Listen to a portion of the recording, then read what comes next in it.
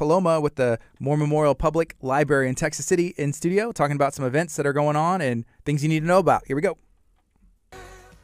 Good morning. This is KHEA 99.5 FM. It's Kickstart. My name is Gardy. I have a guest in studio. I'm going to let them introduce themselves. We're going to find out everything that they have going on. Good morning. Hey, everybody. This is Paloma Lenz, and I am from Moore Memorial Public Library in Texas City.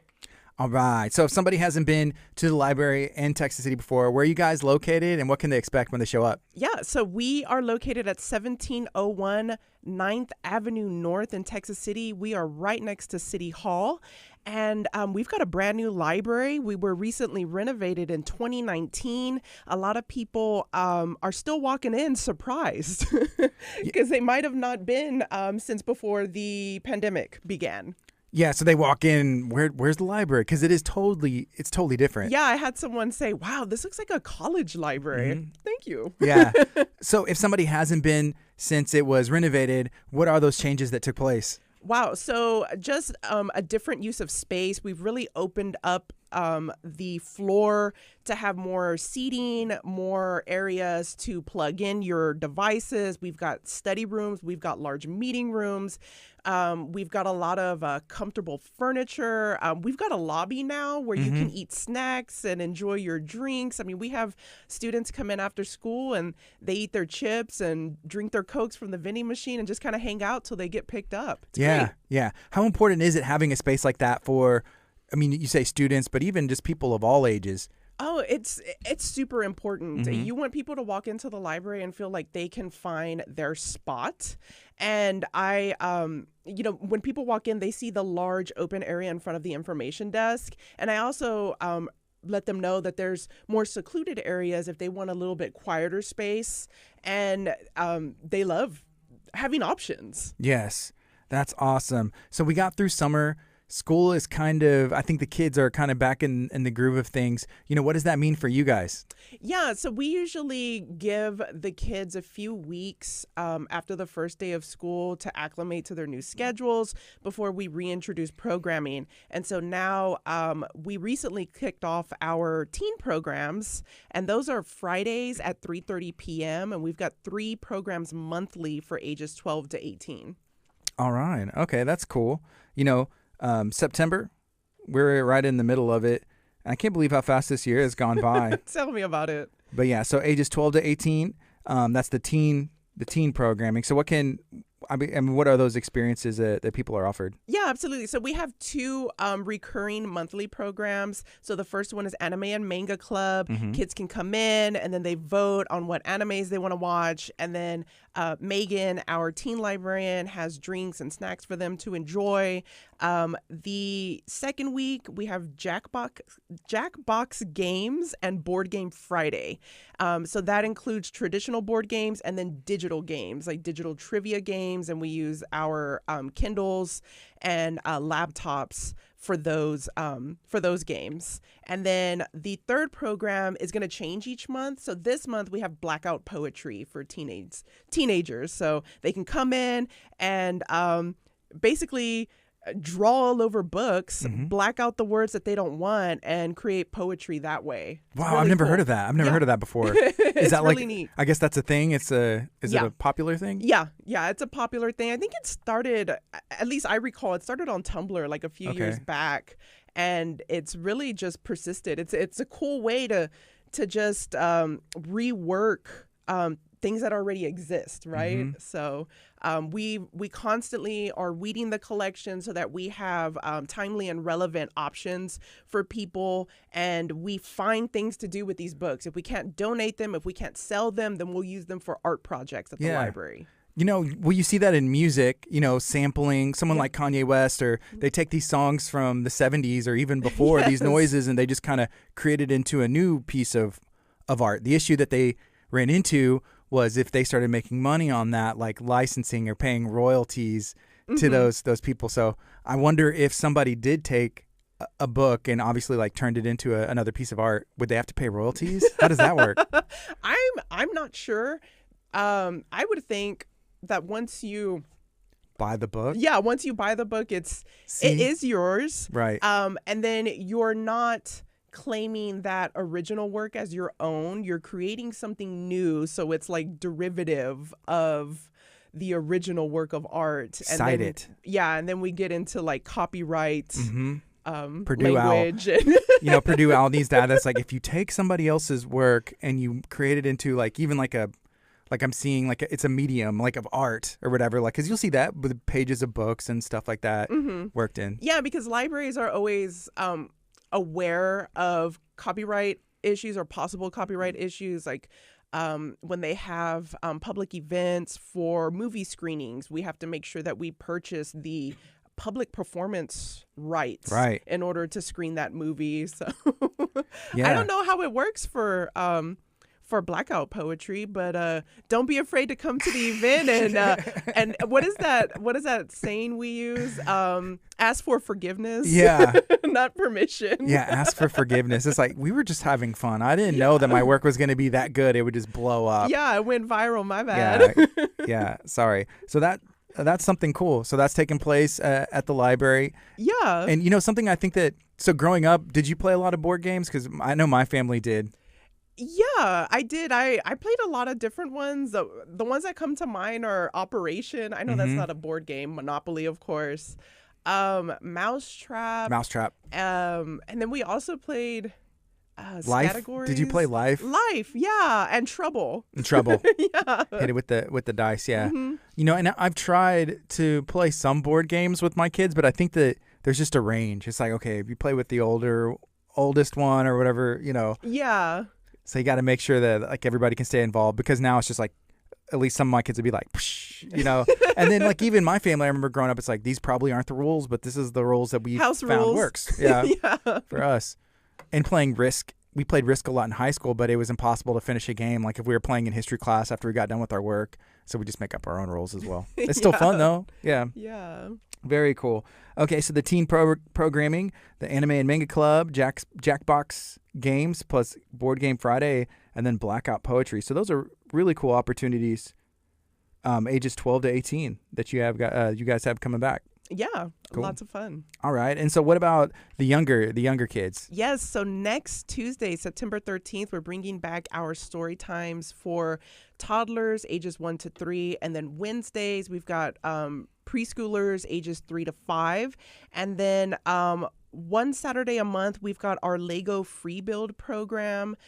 So bring the kids into the library for ages 5 to 12, and we provide the Lego kits, and then they could just go at it. That's awesome. Yeah. Now, did you play with Legos growing up? A little bit. Yeah. A little bit. I did. Yeah, I did a little bit too. So one of the gentlemen that's interned with us, and now he works with us in a different role, he is in like a graphic design program. And so one of their programs was go buy a thing of Legos and then put it together. It had to be so many pieces, and then they had to recreate it on like in Photoshop, which I thought is really cool. Yeah, it's a really cool thing. Yeah, because really you don't think about what the development or production of those kits is like. Yeah. Right? You see the finished product, or you see all of the blocks divided up, and you follow the directions, but how do they go making, what is that? The manual. The Death Star? Yeah. How do they create that image and then transform it into Lego blocks? Yeah, and then put it back into instructions. Like that's the part of what I did in school was was manuals and stuff like that. Yeah, okay, now we're going to make a Death Star. Now we have to unmake the Death Star to build a manual how to make the Death Star. So yeah. It's pretty cool. What a cool project. Yeah. Okay, children's story times. Starting September 13th. Yeah, so this Saturday is our Lego free build program for ages 5 to 12 at 10 a.m. All right. Okay, what about for adults? We've always got a lot of options for adults. This Friday, September 2nd, our adult computer classes are kicking off. We're starting with Basic Mouse, and then we're going through mid-November with Excel 2.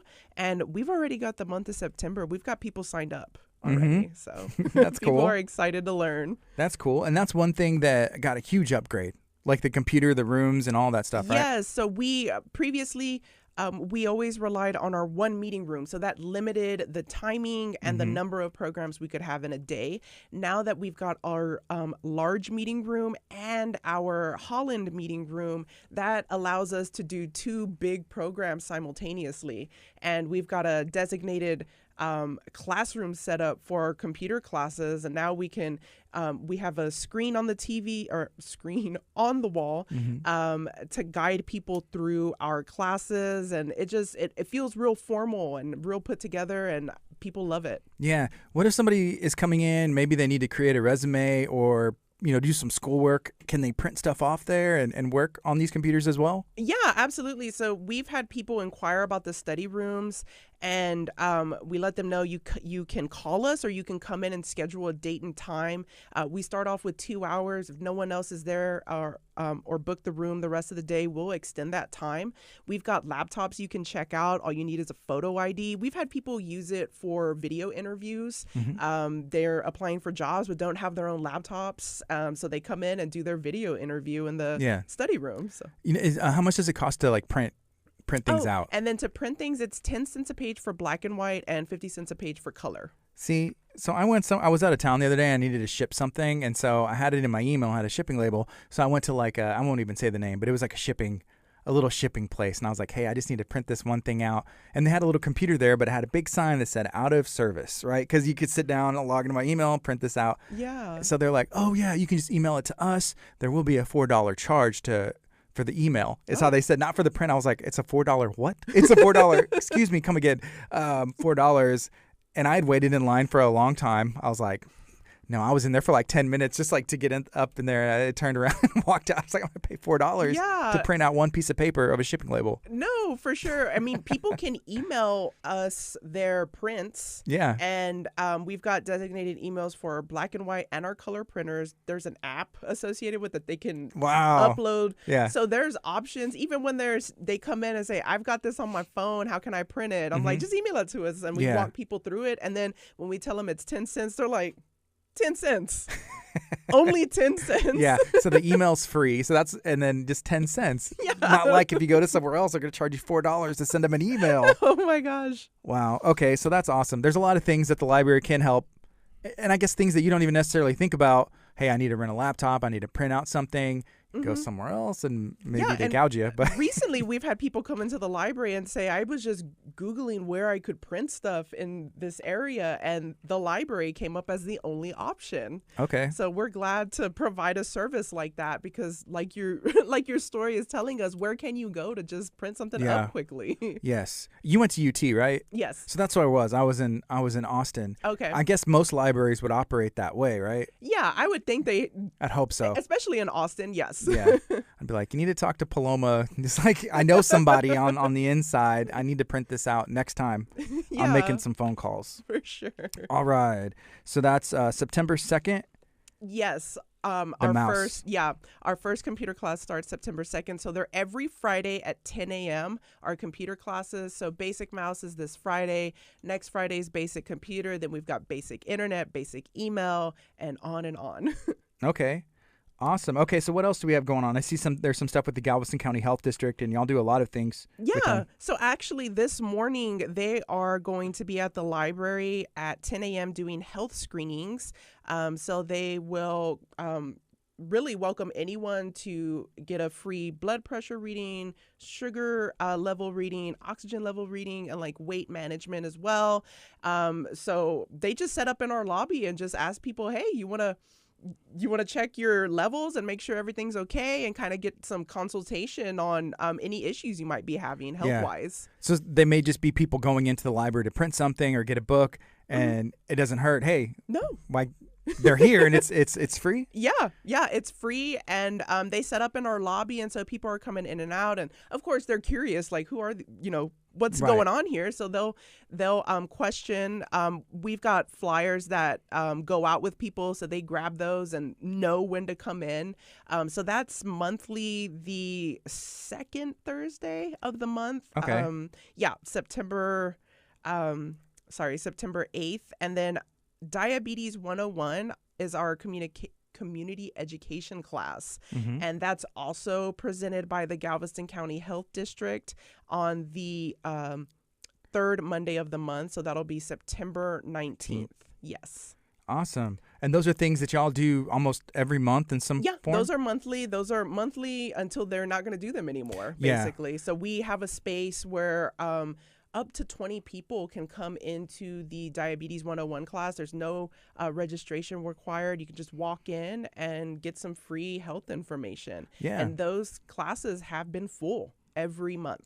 Okay. So even today, if you go get a screening, mm-hmm. I'm sure they take those things, they get the levels, and then they can give you information depending on if you need it. Yeah. So like if you get a high blood pressure reading, and these are public health nurses, right? So mm-hmm. they're educated in what they're talking to you about, and they can discuss with you do you check your blood pressure regularly? Maybe you should.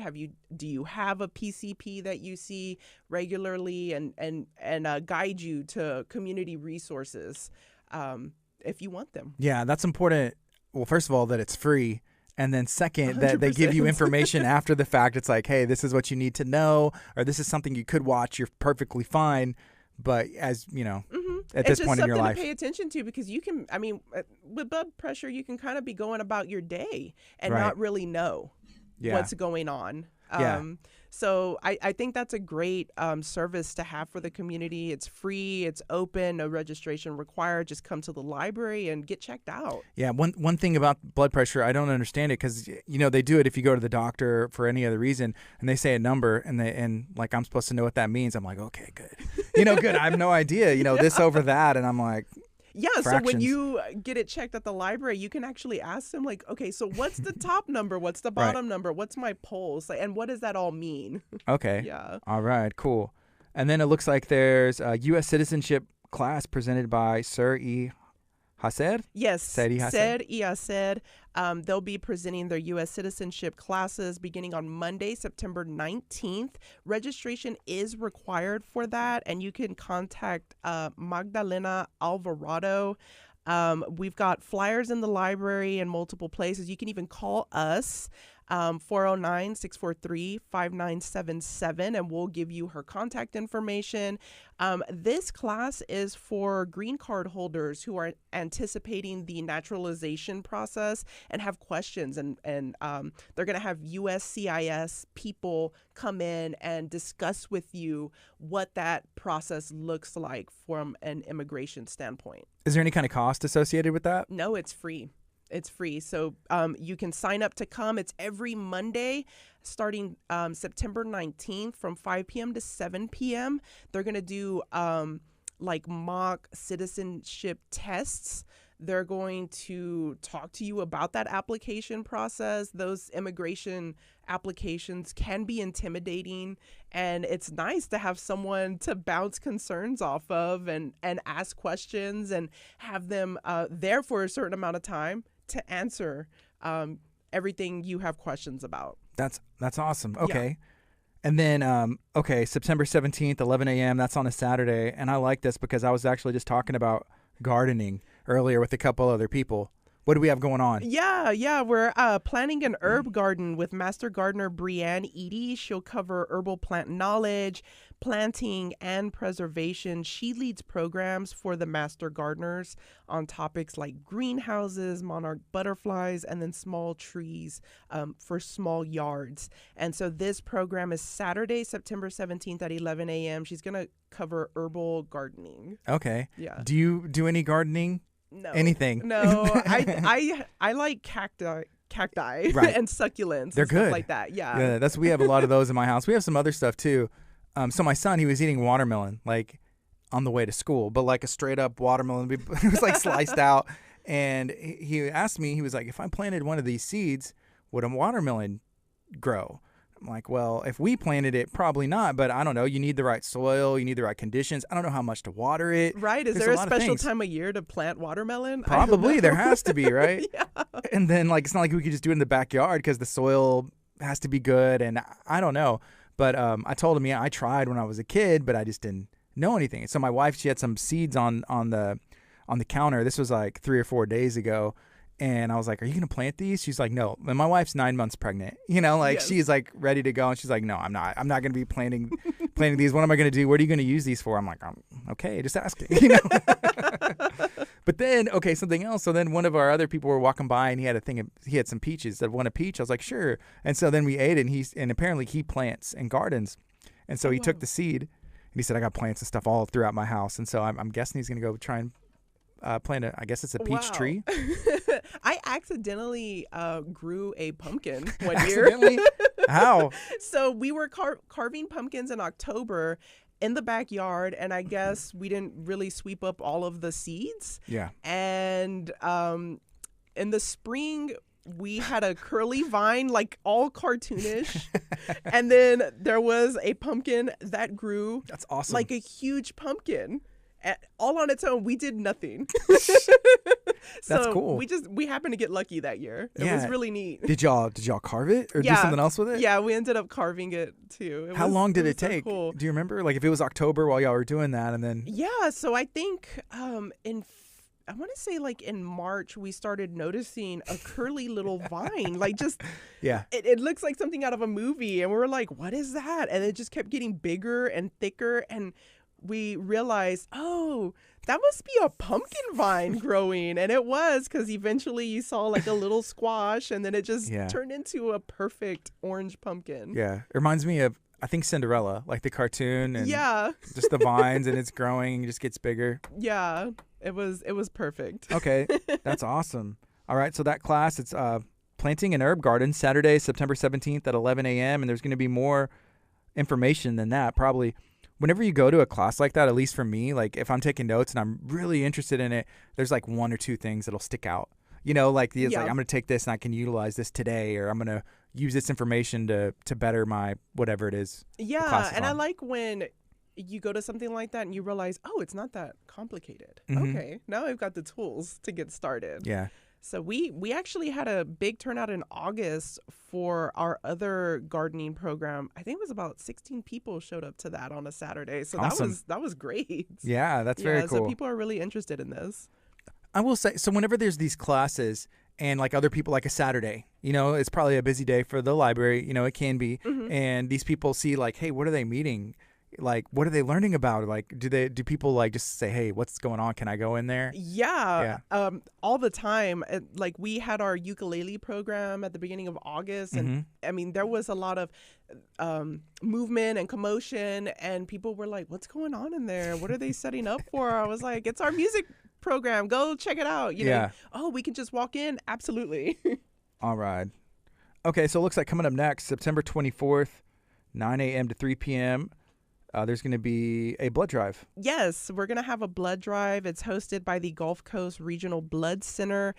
You can sign up at commitforlife.org, or you can come as a walk-in on a Saturday morning. And we had a lot of success with our first blood drive this past fall, so we're hoping to do the same thing again. Do they just pull up like one of the big buses? Yes. And do it there? Yes. Yeah. I've went on one of those, you know, before. It's kind of a, you know, you realize how important it is. Like, you know, okay, give blood, but then until you're in a situation where a family member or somebody else needs it, or even you yourself, it kind of makes a different appreciation. It's like, I don't know whose this is. Somebody was just generous and donated blood. I know it's a weird thing to think about, but it's so necessary and so important to the community. So we're hoping that we get a pretty good turnout from everyone. Awesome. So that's September 24th from 9 a.m. to 3 p.m., a blood drive with the Gulf Coast Regional Blood Center. Yes. All right. Okay. So then there's National Voters Registration Day. Yes, so that's September 20th, and we will have signs and balloons encouraging people to come in and register to vote that day. However, public libraries in Texas are voter registration agencies, which means we can collect your voter registration and submit them to the tax office on your behalf. So we always have voters registration cards available, and we are required by law to ask people when they sign up for a library card if they want to register to vote. And weekly we go and check to see if any cards have been submitted, and one of the librarians goes to the tax office and delivers them for you. That's cool. I had no idea. Yeah. So, voter registration day is September 20th, but you can come in and register to vote anytime at the library. All right. So y'all are pretty busy, it seems. I know summer's busy, but I don't know. Is this busier than summer? It's a lot of stuff. Yeah. I'd say it's busier than summer in a different way. Yeah. But it's a lot of fun. And the month of September is Library Card Sign-Up Month. And so every time someone's come in to sign up for a library card, we try to get their picture. And then we also have library tote bags available. So we're giving those out for free. Normally we sell them for the Friends group. But they're going to get that for free with a library pin, a cool bookmark. And it's been a lot of fun. People have been really surprised by the resources that are available by just signing up for a free library card. Mm-hmm. So it's free to get one. How long does it usually take, the sign-up process? It depends on how quick you fill out that application. It's one page. It can take 2 to 5 minutes. Yeah. I'd say tops, because our library staff is fast. Yeah. So if there's not a long line, it won't take long at all. Yeah. So earlier you mentioned, whenever I was asking about printing stuff, you said there is an app. So is that through the Moore Memorial Public Library app? Yeah, well, not our app. We don't have an app, but you can go to our website. Under services, we have a printing page, and then it gives you a link to download the Printer On app. And you can just upload the files you need to print, and they show up instantly in our print queue. I was actually surprised how quickly it showed up, because a lot of times people email them to us, and it takes maybe like 2 or 3 minutes. Yeah. But that person uploaded their document. It was immediately in my print queue. So okay. Yeah, Awesome. I like to tell people you can email from home or wherever you are, and then just swing by and print your stuff out at the library. Yes. Okay, so question. So after September, it looks like it's action-packed. There's a lot of stuff going on. October, November, December, the rest of this year, do things kind of ramp up usually, or is there a mellow? It's going to remain constant. Yeah.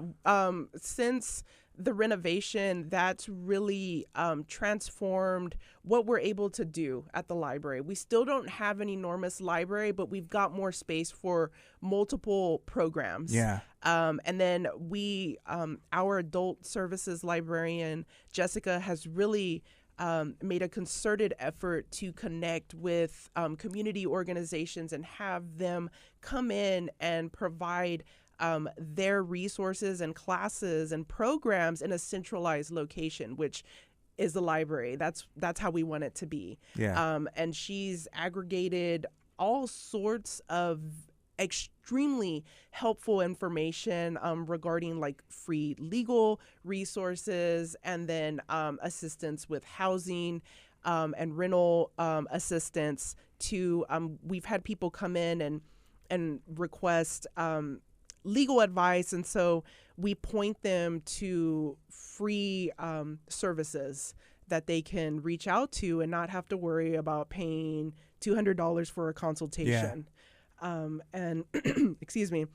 And we have all of those resources available at the information desk. We even, in talking about our citizenship classes, we have a citizenship corner at the information desk where we have kits for people to check out, and that kind of gives them an idea of what the citizenship test looks like. And we have civics flashcards for them to check out, and then also books for adults and children explaining that whole process. Yeah.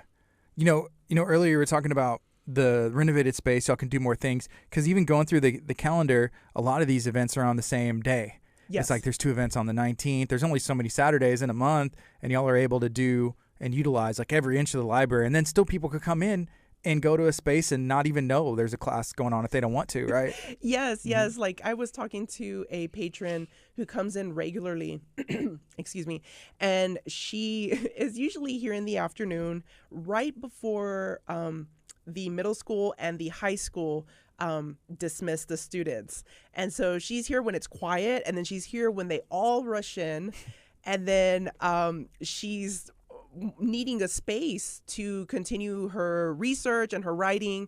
And she's like, I love that y'all have study rooms now, because I don't have to leave. You Yeah. know, I don't have to leave. I can go in here and stay until the library has quieted down. You know, and so people are accepting of the fact that public libraries aren't super quiet, but we do what we can to make everyone happy. Yes. Yeah. So what role do you play at the library right now? So officially I'm the web services librarian, which means that I'm in charge of updating the website. I do a lot of social media management and content creation.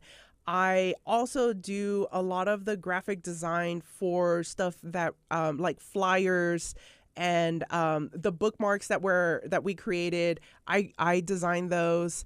And then I also work a lot with our local history librarian on any sort of technical issues she's having with the building of the digital archive. Mm-hmm. And I also work with her to find ways that we can share what's happening in the archives, right? Because if you don't know it's there, you don't know it's there. You don't know it exists. So we're developing ways to tell the story of Texas City history. Mm-hmm. So that's all in the works right now, on top of also doing 3 to 4 hours at the information desk where I'm helping people one-on-one, doing research for them, helping them find specific forms they're looking for, finding books, telling them all the great things they can do with their library card, and encouraging them to sign up for library cards. So awesome. Every day is super busy. Yeah.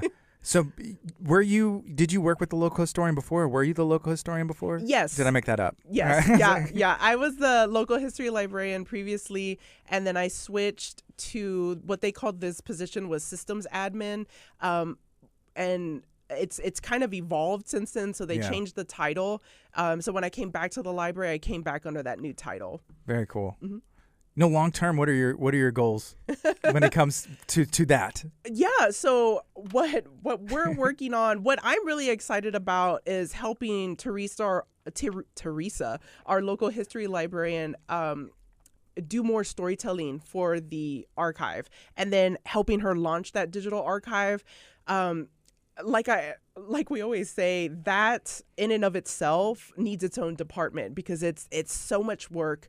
There's so much to do. It's endless. Mm-hmm. So my goal is really to help her get that up and running and find a way that we can consistently digitize stuff and get it out to the public, because I want to share that with Galveston County and beyond. Yeah. You know, I think is it today, or I saw something in the news, it was like the storm of 1900, or you think about all of these these events. Yeah, and that was today's the 8th, right? Yes. Yeah, that happened, you know, so many years ago or whatever, and that there's these events and they need to be, the story needs to be captured. But what I really like about y'all is y'all get like the perspective of the people, not just like what the media or whoever, the newspaper or you said, you know, but it's like everybody's viewpoint, because it's like the same situation, but everybody had a different experience. Yeah, it's super important to think about. And what always comes to mind is like the Texas City disaster from perspectives of different people living in the city at that time and how they saw it, how it affected them. Just everyday storytelling. It's so cool. Susie Moncla was the previous library director, and at that time, they started the local history collection, and they sat down with World War II veterans, people who had lived in Texas City since its inception, and spoke to them and recorded their stories, transcribed them, bound them, and put them on the shelves. So we're going through and reading those and thinking, how can we share these in an interesting way? We've got snippets of those oral histories that we want to turn into like a podcast or some sort of storytelling medium so people can listen to it wherever they are. Very cool. Yeah, I love it. So we're all really excited about that. Sounds fun. Yeah. And especially whenever like there's no right, like there's no, like this is the way, I mean, at least y'all can create it and be like, hey, this is what we found that works. This is how we're going to do this and release this. But whenever you get it created, it's like, what's the best way? All these stories are unique. What's the best way to get this story out there? You can just kind of let your creative juices flow and then find what works best. And and do it. Yeah. So that's what we're in the process of right now. Awesome. And so really exciting stuff like in the library and then digitally too. We want to reach beyond our immediate community with the local history stuff. Is there anything else going on that you want to bring up or talk about? I'm sure there is. Let me look at our calendar here. I've got the full calendar. We've only got 7 days in September where we aren't doing anything. Yeah. Wow. Yeah. Oh, so on September 15th is our ancestry workshop, and we provide free access to the ancestry database. And Teresa, our local history librarian, will be leading a workshop on how to do that sort of genealogical research at the library at 10 a.m. September 15th. Have you ever done any of that on yourself, your family? Yeah, I actually, when I was the local history librarian, I taught that class. And so I used my own family to kind of learn how to use the database. And it was pretty cool being able to find birth certificates and census records and things like that. Yeah. And, so I think it's super interesting, and it's a good way to start family research. That is cool. I haven't done that. I would be interested in doing it, but there's usually one person in the family does it, and they right. and they send all the information out. And it's like, oh, sweet! You find these old pictures of this is your great grandfather, and his wife, and and all of this, and it's always neat. It's like, man, I should do that myself. Yeah. Very cool. All right. Well, thank you so much. If somebody wants to find out more information about the library, stop in, go to the website. What's the best place for them to find out information? Yeah, so you can come to the library, 1701 9th Avenue North in Texas City. You can visit us at library.texascitytx.gov. You can find us on Facebook, Instagram. We're working on Twitter. So come and see us. Follow us on social media. There's always fun things to do and see at the library. Awesome. Thank you so much for hanging out today. I appreciate you. Yeah, thanks for having me. This is KHEA Radio 99.5 FM.